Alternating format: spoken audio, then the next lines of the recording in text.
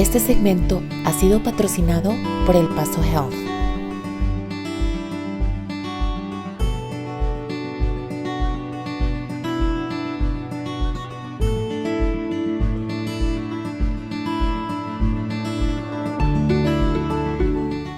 Y el día de hoy nos encontramos con el neumólogo Andy Domínguez. ¿Cómo está, doctor? Buenos días, muy bien, gracias. Tenemos hoy una plática muy especial, un tema muy especial sobre niños y asma. Y es un tema muy importante. Hay que entender que asma es una condición muy común en nuestra sociedad. En Estados Unidos prácticamente el 7.4% de los niños padecen asma. Es importante saber sobre este tema. Sí, es muy importante, doctor. Los niños con asma tienden a vivir un poco distinto a veces, tanto en la escuela como en el hogar. Hay diferentes cosas que podemos hacer para mejorar su calidad de vida, ¿verdad? ¿Qué nos aconsejaría, doctor? Vamos a empezar con, ¿qué es el asma? Primero que nada hay que entender que el asma es una enfermedad crónica que afecta a los bronquios. Y esta enfermedad normalmente es muy fácil de controlar. Es una enfermedad fácil de controlar, entonces creo que son buenas noticias. En el pasado los pacientes con asma sufrían mucho, no los dejaban hacer deporte, normalmente eran excluidos y tenían una vida muy pesada. Hoy en día, con el advenimiento de la tecnología, diferentes maneras de tratar el asma, pueden tener una vida normal, como cualquier otro niño. Pueden hacer deportes, pueden andar corriendo, saltando, dedicarse a lo que ellos quieran. Entonces es muy importante para los padres de familia que se acerquen con sus doctores para platicar sobre el asma y que sepan que hay bastante oportunidad para tener una vida normal. ¿Qué serían, doctor, los síntomas del asma como padre de familia? Veo a mi hijo que está tosiendo. Es una tos normal, pero tal vez no sea una tos normal. ¿Qué sería lo que yo debo identificar como padre cuando un niño tiene asma? Me gusta la pregunta que me hace, la tos normal. Es importante apuntar de que la tos no es normal. No deberíamos estar tosiendo, número uno. Entonces hay que entender eso. Bueno, en cuestión, hablando del asma en particular, el síntoma más común, de hecho, es la tos. Normalmente tenemos esta idea de que es el niño que está batallando por respirar y tiene que correr por su inhalador y salir a urgencias. Realmente no, la gran mayoría de las veces es tos. Es una tos seca que normalmente se va a presentar en la noche, no necesariamente nada más cuando se va uno a dormir o a despertar, sino durante la noche. Es una tos seca, insidiosa, que no es diaria, normalmente es intermitente, hay días sí, hay días no. A veces tenemos que esta tos se puede disparar o presentar después de hacer actividad física. Estoy corriendo, estoy bien, de repente tengo que parar porque empiezo a toser. Entonces ese es el síntoma más común. Sin embargo, tenemos otros síntomas que se presentan como dificultad para respirar y sibilancia. La sibilancia es un sonido respiratorio que normalmente es más fácil que lo escuche el doctor.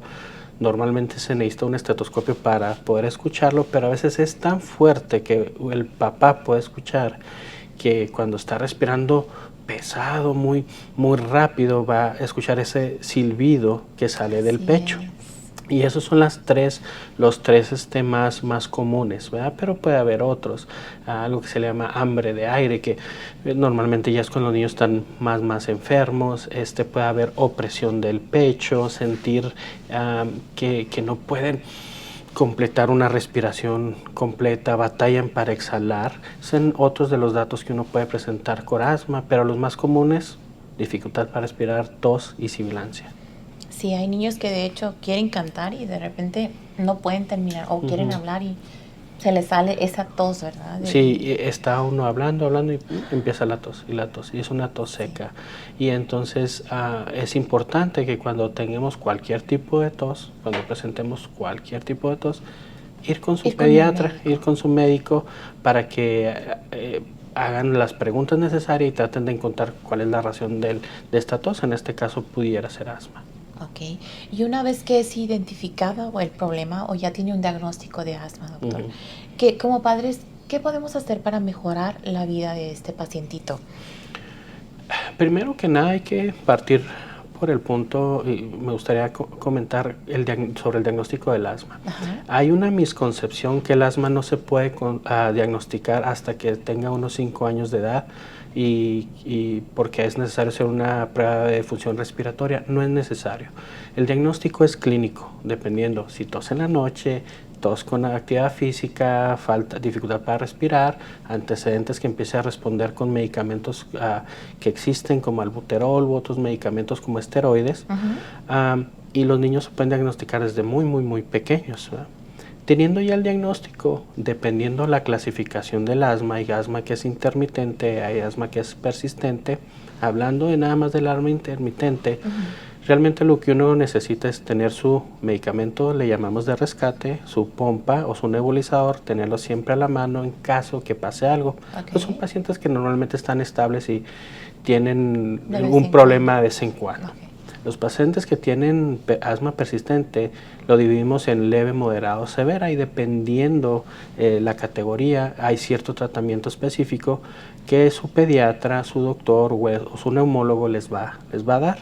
Entonces, número 1 sería seguir las instrucciones del médico a pie de la letra porque los medicamentos que se utilizan deben ser diarios en cuestión de asma persistente. Y aparte tener su medicamento de rescate, entonces entender eso. Número 2, saber cuáles son las causas que le van a disparar el asma. Hay gente que es la actividad física, hay gente que es el polvo, hay gente que es cierto tipo de, por ejemplo, ciertos árboles, algunos son alérgicos a los perros. O sea, entender cuáles son las causas que le pueden despertar el asma. Número 3, que si el niño está bien controlado, que haga ejercicio, que haga bastante ejercicio. Hay que acordarnos que un paciente con asma bien controlado puede tener actividad física sin ningún problema. Número 4, tratar de evitar lo más que se pueda infecciones de vías respiratorias. Si sabemos que alguien en la familia está enfermo, tratar de que usen su cubrebocas, lavarnos bien las manos, o si alguien de afuera de la familia o alguien que vaya a visitar que está enfermo, evitar ese tipo de contactos. Y en cuanto a la alimentación, doctor, estábamos platicando ahorita que se nos recomienda a veces no darle lácteos, comida que tenga queso, yogurt. ¿Qué tan cierto es esto, doctor? Esa es una excelente pregunta. Hay una misconcepción en relación a la tos y la leche. Y eso viene por muchos años, pero realmente no hay ninguna información científica que nos diga que la leche va a hacer que uno tosa más. Sin embargo, hay que hacer un paréntesis. Hay pacientes que sí son alérgicos a la leche, pero eso es diferente, ¿verdad? Entonces, habría que ver con el doctor si ese paciente en específico tiene alergia a la leche. Normalmente la alergia a la leche se resuelve después de los 12 meses de edad. Y más que tenga problemas respiratorios, va a tener más problemas gastrointestinales, ¿verdad? Son muy raros los casos que van a presentar con problema respiratorio por alergia a la leche y pudieran ser casos severos, de hecho, pero son muy raros que se presenten. Por lo tanto, no hay problema que coman leche, coman queso o ningún lácteo, pero sí es importante en algún punto cuando los pacientes que tienen asma con su doctor que se les haga un panel de alergias para ver qué tipo de alergias al ambiente, pueden ser alérgicos al ácaro del polvo, pueden ser alérgicos a los árboles, a diferentes cosas que hay en el ambiente y también pueden hacerle panel para contra alergias contra alimentos si tienen la presentación clínica. ¿Qué quiere decir? Cada vez que como una almendra tengo ronchas, cada vez que tomo leche me siento mal. Si no hay síntomas no es necesario, repito, no es necesario hacer una prueba de alergia contra alimentos si no tengo ningún síntoma, y eso es importante entender. ¿Cómo se hace esta prueba, doctor? Hay diferentes pruebas y normalmente las hacen los especialistas en alergias. Hay una prueba que es la prueba de piel, ¿verdad? Se ponen diferentes, se inoculan diferentes tipos de sustancias, por ejemplo, lo que es el polen, ácaro, lo que es la caspita del perro, etcétera, diferentes, y luego se ven las reacciones y ellos la miden. Es una manera. Hay otra manera que es un poquito más sencilla, que la puede hacer el médico general, su pediatra, el neumólogo, que es una prueba de sangre y se manda a pedir un panel.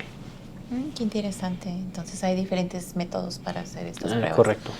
Doctor, ¿qué podríamos hacer como padres de familia en casa para ayudar a nuestro niño que tiene asma? Número uno, ver que los cuartos estén lo más limpios posibles. Si sabemos que hay mascotas y si son alérgicos a la mascota, la recomendación que es las mascotas no entren al cuarto de los niños. Esa sería la recomendación, que siempre se anden lavando las manos si llegan a agarrar alguna mascota.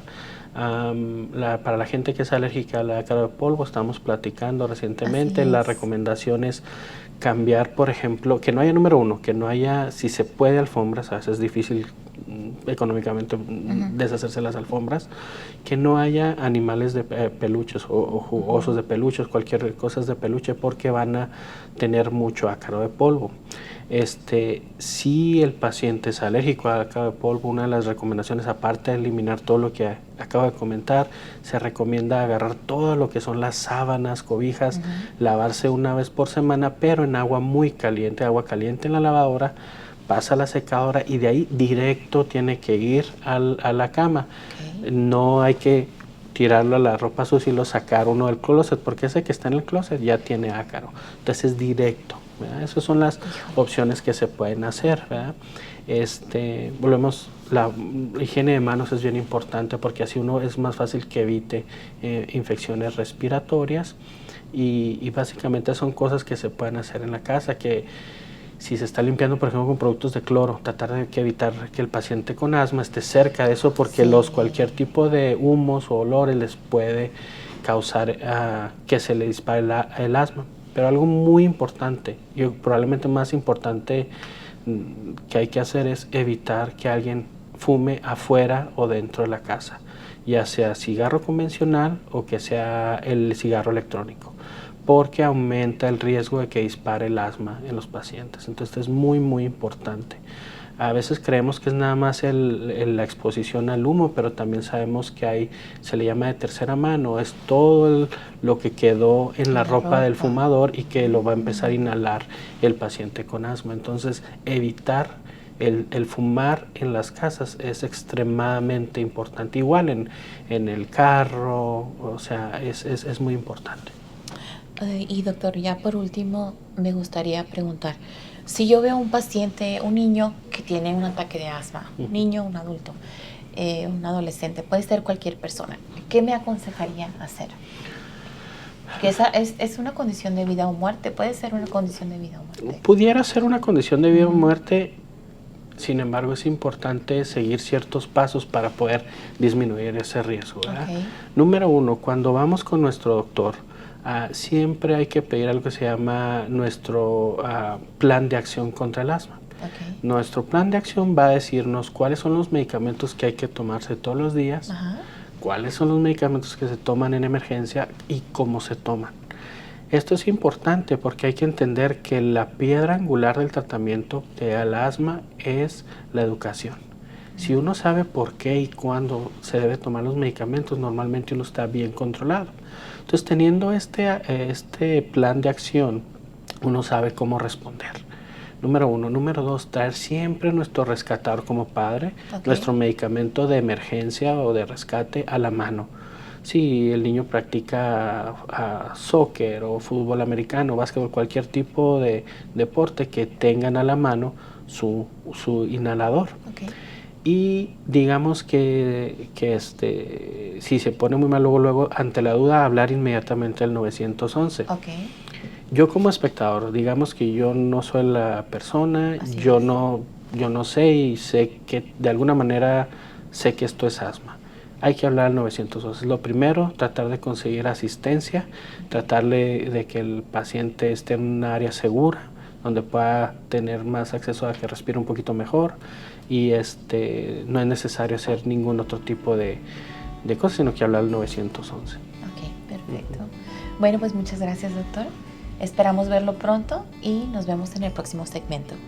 Muchas gracias.